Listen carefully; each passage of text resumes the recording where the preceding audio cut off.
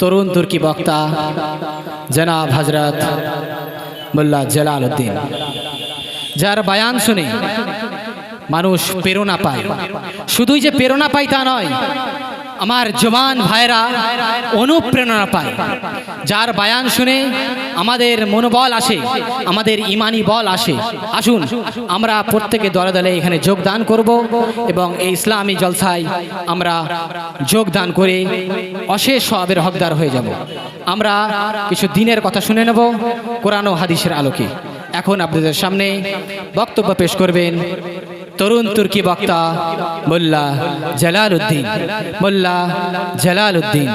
আসসালামু আলাইকুম ওয়া রাহমাতুল্লাহি ওয়া বারাকাতুহু। যারা এদিক ওদিক ঘোরাফেরা করছেন, যত্র ঘোরাফেরা না করে আপনার মেহেরবানি করে মাহফিলের মধ্যে উপস্থিত হয়ে যান।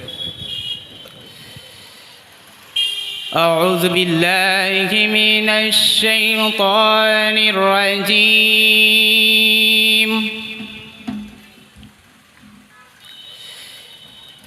বিসমিল্লাহির রহমানির রহিম।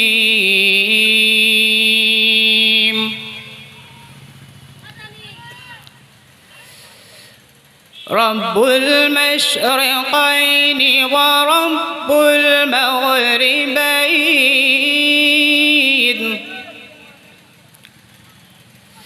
ফাবিআইয়ি আলা'i রাব্বিকুমা তুকাযযিবান।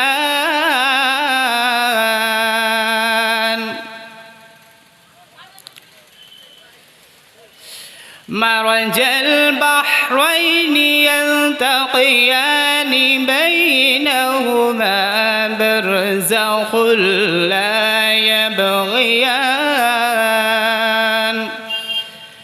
সাদাকাল্লাহুল আযীম। বিসমিল্লাহির রহমানির রহিম।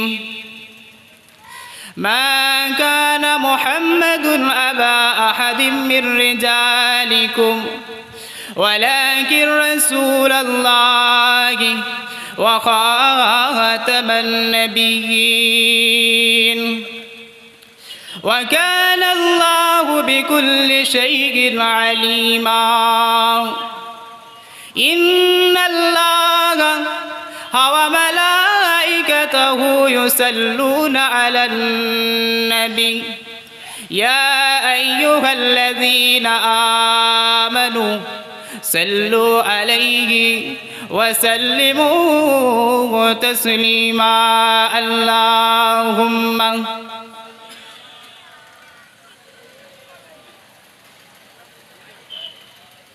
وعلى آل سيدنا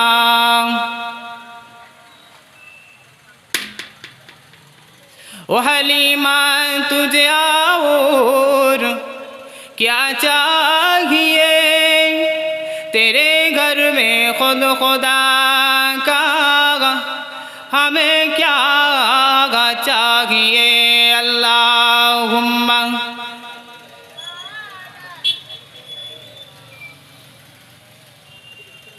وعلى آل سيدنا নবী রওজা শরীফ দেখে মন ভরে না, নবী রওজা শরীফ দেখে মন ভরে না, দিদার দাও গো শাহে মদিনা। জোরে বলবেন না?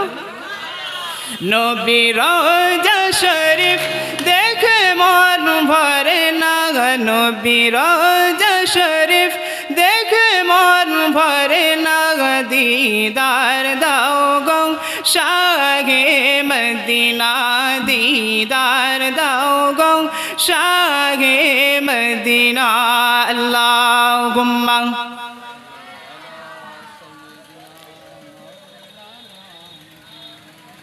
وعلى آل سيدنا রসুল্লাহ হাবিবাল্লাহ আমার নবীর প্রিয় নাম, ওই নামেতে দরুদ পড়ে সারা বিশ্বের মুসলমান রসুল্লাহ হাবিবাল্লাহ আমার নবীর প্রিয় নাম ওই নামেতে দরুদ পড়েন সারা বিশ্বের মুসলমান আল্লাহুম্মা সাল্লি আলা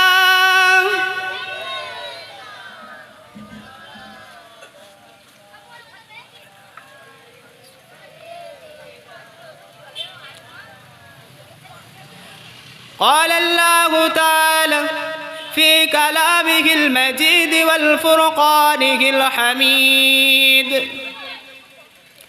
لقد كان لكم في رسول الله أسوة حسنة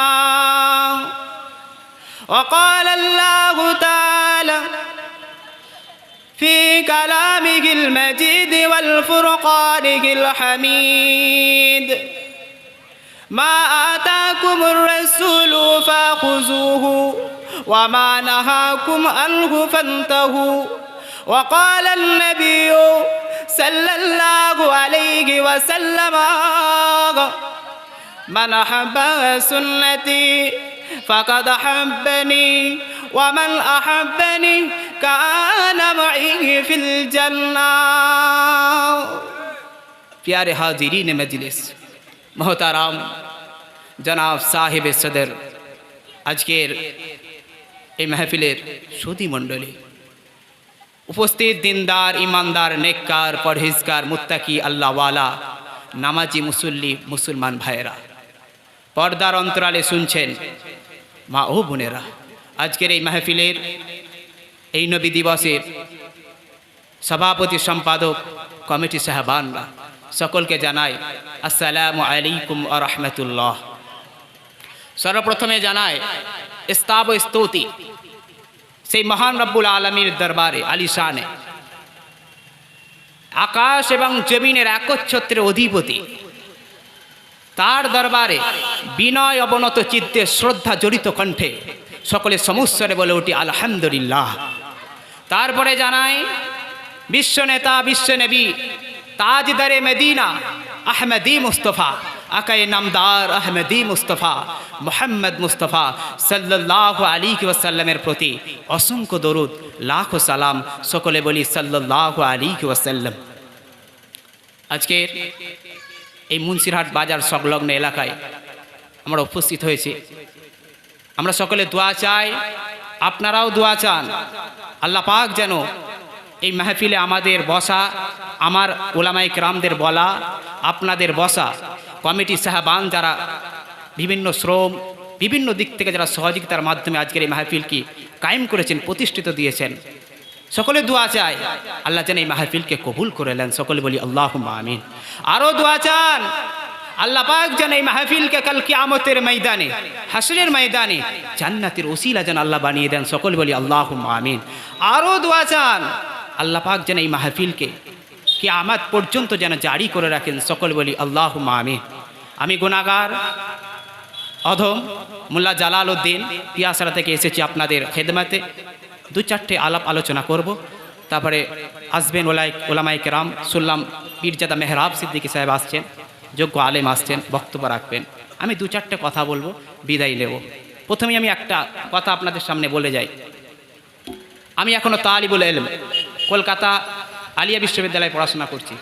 হতে পারে আমার মুখ থেকে এমন কোনো কথা বেরিয়ে যায়, হতে পারে স্লিপ অফ টাং, হতে পারে ডিউ টু অ্যাডভার্স, অমনোযোগিতার কারণে যদি ভুল হয়ে থাকে আপনারা যদি আমাকে ধরিয়ে দেন, আমি আপনাদের প্রতি কৃতজ্ঞ থাকব, ব্যথিত থাকবো আপনাদের প্রতি।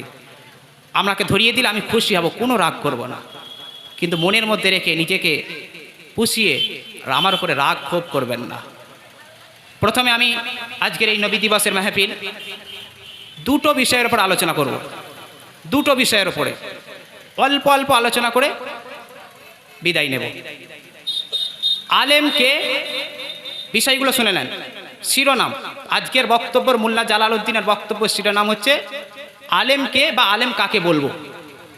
দ্বিতীয়, আজকে যেহেতু নবী দিবস, রসুল্লাহর আদর্শ সম্পর্কে একটুখানি আলোচনা করে মুক্তাসার করব।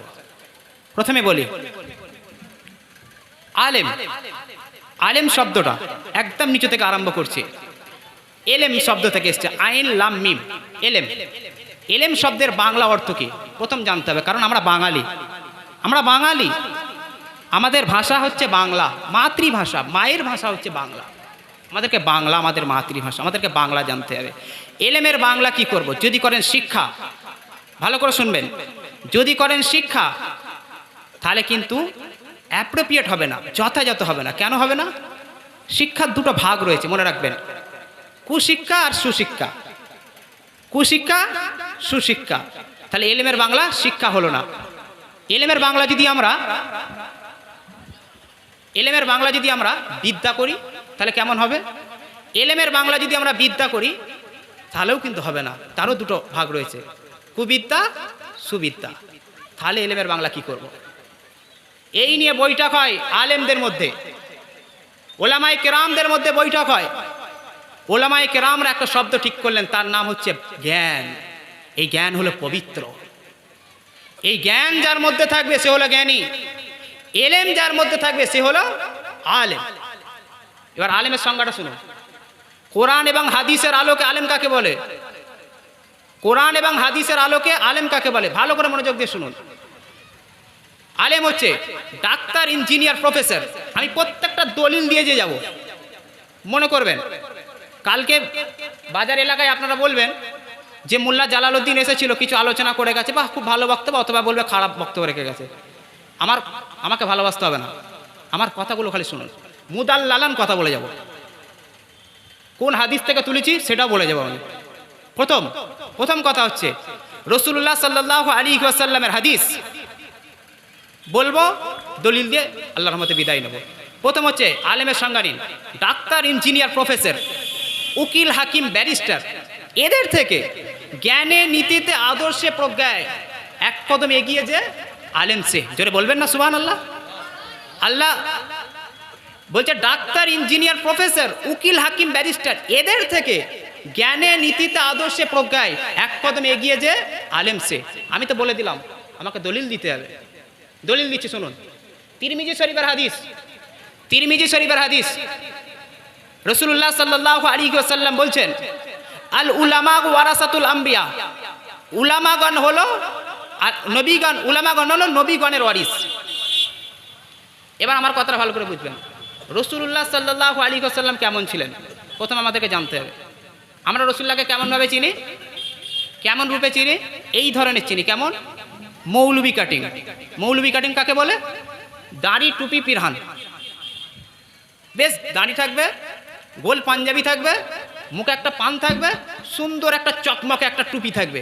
এটি হচ্ছে মৌলবি। আমরা রাসূলুল্লাহকে এটাই ভাবি। খোদার কসম রাসূলুল্লাহ ওটা নয়। রাসূলুল্লাহ কেমন কাটিং ছিল আমি বলে যাচ্ছি আপনাদের কাছে। রাসূলুল্লাহ প্রথম ছিলেন ডাক্তার। আমি বললাম যে আলেমের মধ্যে ডাক্তার হতে হবে। কেন ডাক্তার হতে হবে? যদি রাসূলুল্লাহ ডাক্তার না হতেন তাহলে তিনি কেন বললেন হাযিহি হাব্বাতুস সাউদা লিকুল্লি দাইন ইল্লা সাম, যে এটা হলো কালো জিরে, এটা হলো কালো জিরে। এই কালো জিরে যদি তুমি খাও মৃত্যুবাদের সমস্ত রোগের শেফা দিয়ে দেবে। জোরে বলুন না সুবহানাল্লাহ। শুধু কি তাই বলেছে? রাসূল বলেছেন মধু খাওয়ার বিষয়ে বলেছেন, সিঙ্গা লাগানোর বিষয়ে বলেছেন। তাহলে রাসূলুল্লাহ ডাক্তার, আমি প্রমাণ করলাম। দ্বিতীয়, তিনি হলেন ইঞ্জিনিয়ার। কোরআনের একটা সূরার নাম সূরাতুল বারিদ। কোরআনের একটা সূরার নাম সূরাতুল বারিদ। ওই বারিদ মানে হচ্ছে লোহা। রাসূলুল্লাহ যদি ইঞ্জিনিয়ার না হতেন তাহলে ওটা প্রমাণ করলেন কি করে?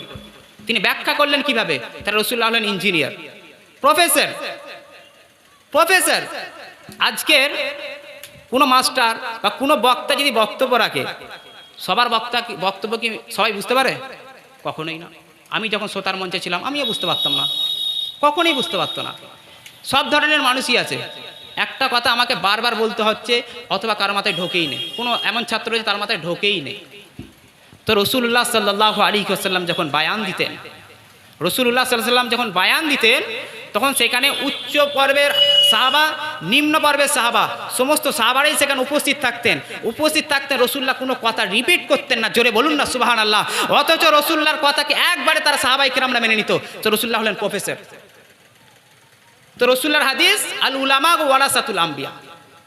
যে উলামাগণ হলো নবীগণের ওয়ারিস। তো যারা আলেম হবে তার ভিতরে এই গুণগুলো থাকবে না, ওয়ারিস কী করে হবে আমাকে বলুন, একটা গুণ বলুন।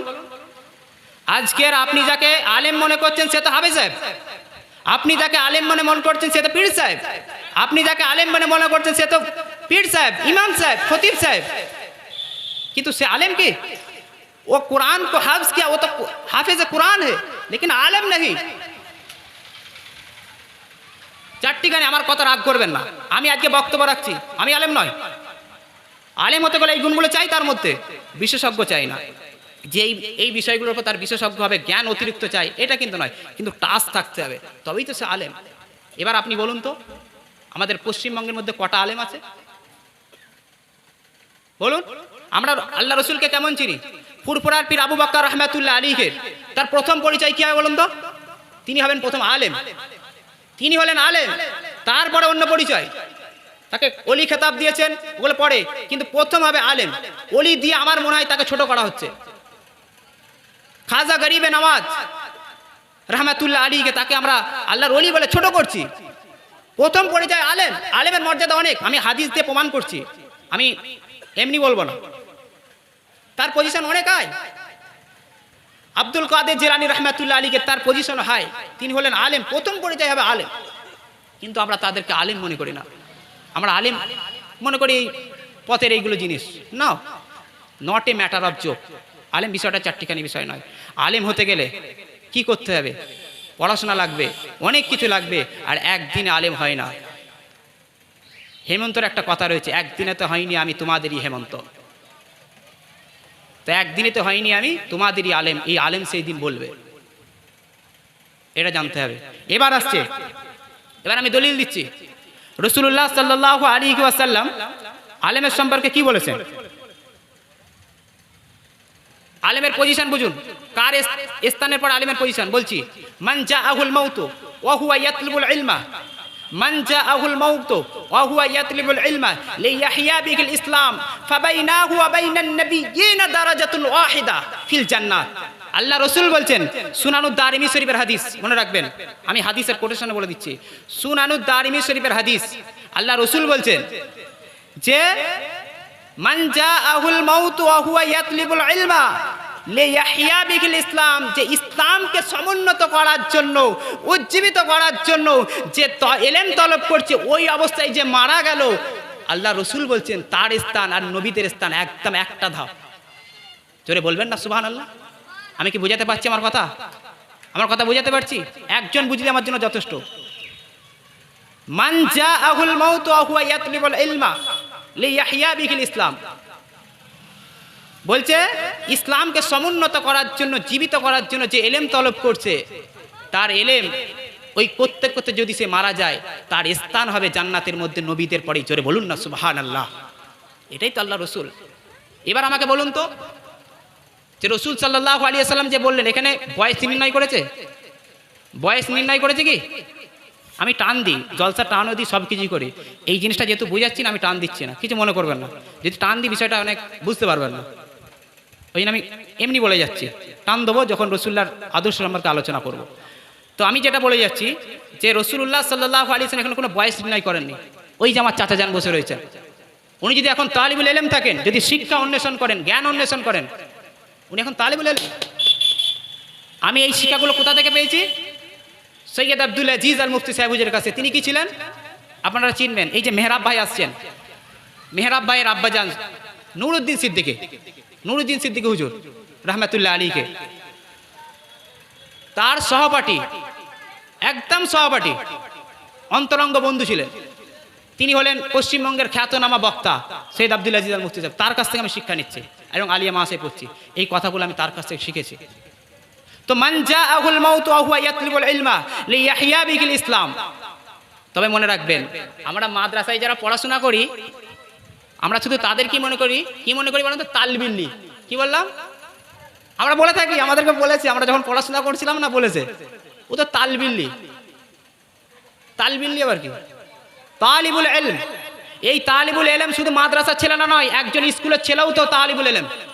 কারণ ইসলামকে সমুন্নতার জন্য যদি সে ইসলামকে শিখে থাকে, জ্ঞান অন্বেষণ যদি করে থাকে, তাহলে তো সে যদি ওই অবস্থায় মারা যায়, সে তো নবীর পরেই স্থান।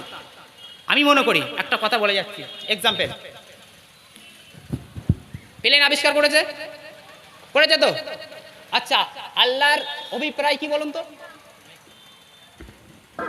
আল্লাহর অভিপ্রায় কি বলুন তো?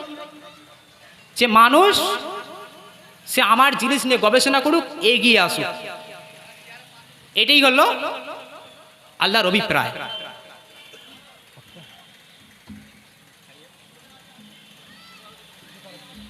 তো এইটাই হলো আল্লাহর অভিপ্রায়, এটা বুঝতে হবে। তো ওই যে প্লেন আবিষ্কার করেছে সে তো আল্লাহর সৃষ্টিকে গবেষণা করেছে, হোক সে গায়ের মসজিদ, খ্রিস্টান, ইহুদি, জৈন, সে যেই হোক না কেন, কিন্তু সে তো আল্লাহ সৃষ্টিকে গবেষণা করে এই জায়গায় পৌঁছেছে। একবার ভাবুন তো, মরণের আগে যদি একবার কলেমাটা পড়ে নেয়, তার স্থান কোথায় হবে বলুন তো? আমি আপনি এতদিন ধরে ঠুকছি নামাজ, কোথায় স্থান আসবে? ওই পজিশনে কিন্তু আসবে না, ও যেই পজিশনটা পাবে, কারণ ও হচ্ছে আলেমের কাজ করেছে। আলেমের কাজ হচ্ছে আবিষ্কার করা। এবার আমি বুঝাচ্ছি একটা জিনিস, আলিমুন ওয়াহিদুন আসাদু আলা শাইতানি মিন আলফি আবিদিন, রাসূল হাদিস, রাসূল সাল্লাল্লাহু আলাইহি ওয়াসাল্লাম বলছেন যে একজন শয়তানের কাছে 1000 জন আবেদের চাইতে একজন আলেম ভারী হয়ে যায়। জোরে বলুন না সুবহানাল্লাহ। এবার ভালো করে বুঝাচ্ছি, দুটো জামাত, একটা জানাজার নামাজ এদিকে হচ্ছে আর একটা জানাজার নামাজ এদিকে হচ্ছে, ভালো করে বুঝবেন। আর একটা আলেম সমান 1000 আবেদ, 1000 আবেদ। তো এই দিকে একজন আলেম রয়েছে, এই দিকে রয়েছে 10 জন, তাতে রয়েছে 2 জন আলেম, মনে রাখবেন ভালো করে। এই দিকে রয়েছে 2 জন আলেম কিন্তু 10 জন। আর এইদিকে জানাজার নামাজ হচ্ছে, এই দিকে রয়েছে 1500 জন, 1500 জন। আচ্ছা বলুন তো কোন জামাতটা ভারী? কোন জামাতটা ভারী বলুন? আমাদের চোখে এই জামাতটা ভারী, 1500 জন, আর এদিকে 10 জন, তাই তো? এবার আমি একটা দলিল দিচ্ছি, বুখারী শরীফের সর্বশেষ হাদিস, কালিমাতানে হাবিবাতানে আলার রহমান, খফিফাতানে আলাল লিসান, সাকিলাতানে আলাল মিজান, সুবহানাল্লাহি ওয়া বিহামদিহি সুবহানাল্লাহিল আযীম। এই যে দুটো কথা ভালো করে মনে রাখবেন, এই যে দুটো কথা। আচ্ছা লিখলে কতটুকু কালি খরচ হবে? একটুখানি। কাগজ কতটা লাগবে? একটুখানি। যদি পাল্লাই রাখা হয় কত গ্রাম হবে? 1 গ্রাম হবে না।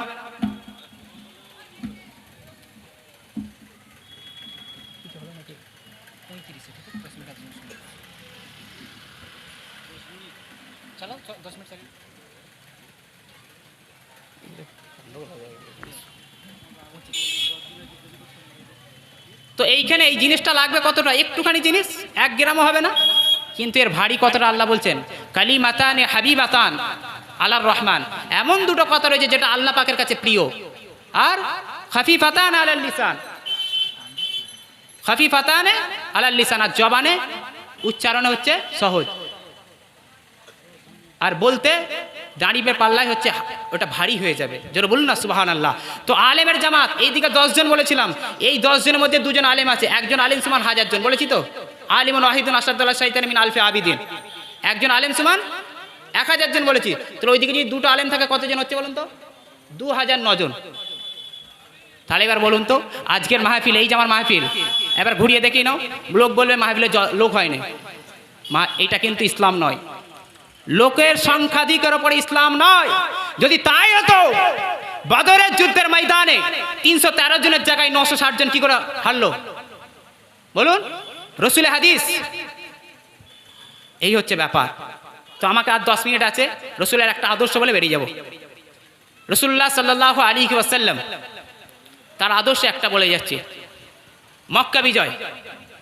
মক্কা বিজয় 630 খ্রিস্টাব্দে মক্কা বিজয় করেন, মদিনা থেকে যান তিনি 10,000 সাহাবাকে নিয়ে। কালো যেই ভাষণ দেন সেখানে কি বলেন?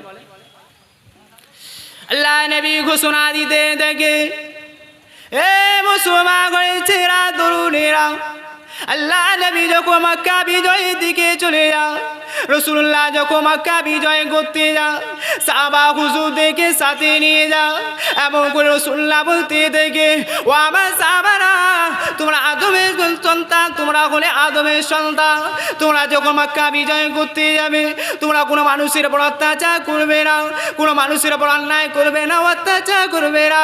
রাসূলুল্লাহ এমন করে ভাষণ দিতে দেখে, এই যুবকেরা তরুণেরা, রাসূলুল্লাহ কথা বলতে দেখে, রাসূল এটা ঘোষণা দিতে থাকে, রাসূল এটা বলতে থাকে যে আজকের যারা মক্কা বিজয় করতে এসেছে, আমরা কোনো কাফেরের উপর অত্যাচার করব না। রাসূলুল্লাহ বললেন মক্কা বিজয়ের দিনে, লা তাসরিবা আলাইকুমুল ইয়াউম, আজকের দিনে সবাইকে ছেড়ে দিলাম।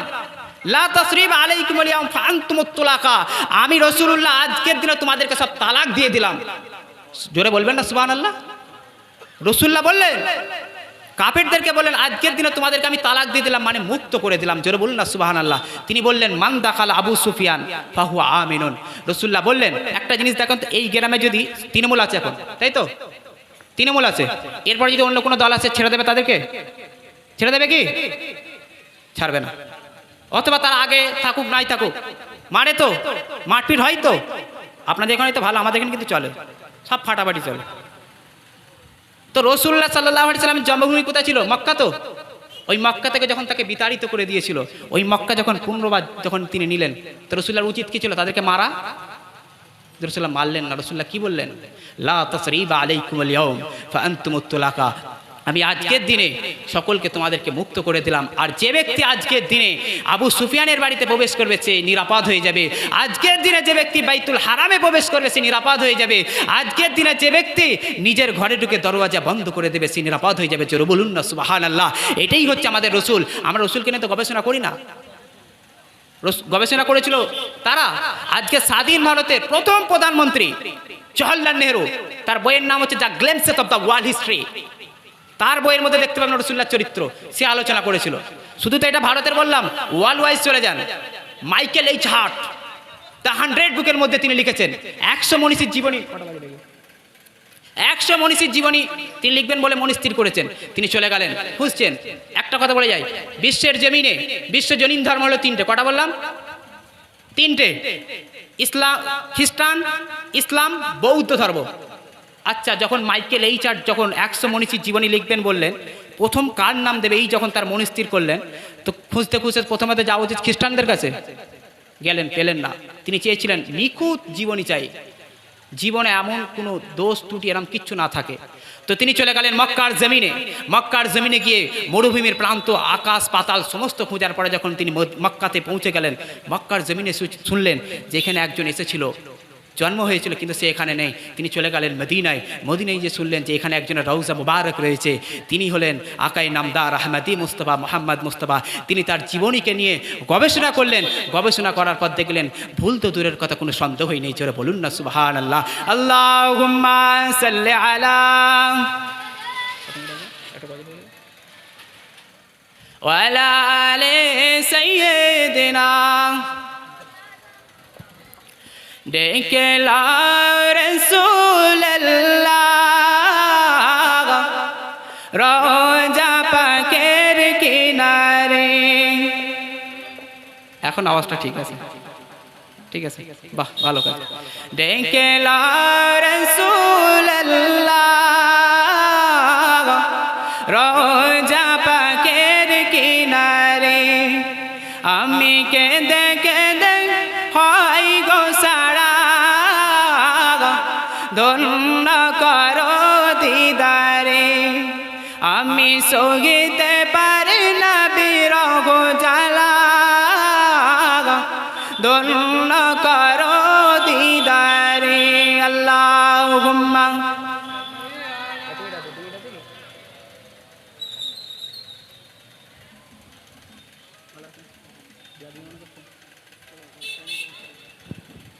একটা কথা বলে আমি বিদায় নেব। আমরা সকলে নামাজ পড়ি, তো নামাজ আমরা পড়ি, সঠিক সময় নামাজ পড়ি। 5টার সময় আল্লাহ আমাদেরকে নামাজ পড়িয়েছেন। একটু বলে ভাই সাহেব চলে এসেছেন, উনি বক্তব্য রাখবেন, একটু বলে বিদায় নেব। মনে করবেন আমার কথা হচ্ছে মুদাল্লালান কথা। আমি বললাম আমাকে জিজ্ঞেস করবেন, আমি কোনো কিছু মাইন্ড করব না, কারণ আমি হচ্ছি জ্ঞান অন্বেষী, মোতালাশী। আমাকে জ্ঞান শিখতে হবে।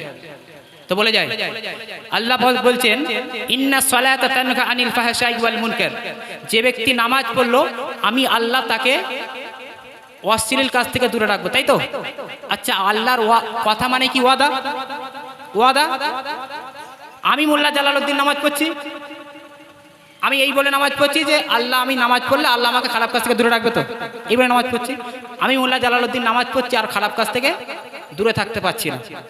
আচ্ছা, এখানে দুটোর একটা হচ্ছে না, খেয়াল করুন। আল্লাহ বলছেন ইন্না সালাতা তানহা আনিল ফাহশাই ওয়াল মুনকার, যে ব্যক্তি নামাজ পড়বে আমি তাকে খারাপ কাজ থেকে দূরে রাখবো, এটা আল্লাহর ওয়াদা। আর আমি নামাজ পড়ছি অথচ খারাপ কাজ থেকে দূরে থাকতে পারছি না, হয় আল্লাহর ওয়াদা মিথ্যে আর নাই আমার নামাজ হয়নি। দুটোর একটা দাঁড়াচ্ছে, বুঝতে পারলেন আমার কথাটা? হয় আল্লাহর ওয়াদা মিথ্যে আর নাই আমার নামাজ হয়নি। বুঝতে পেরেছেন? আল্লাহর ওয়াদা কি মিথ্যে? মিথ্যে। বাকিটা আমি আর বলবো না। আল্লাহ যদি আনায় ইনশাআল্লাহ আবার পরে আলোচনা করব।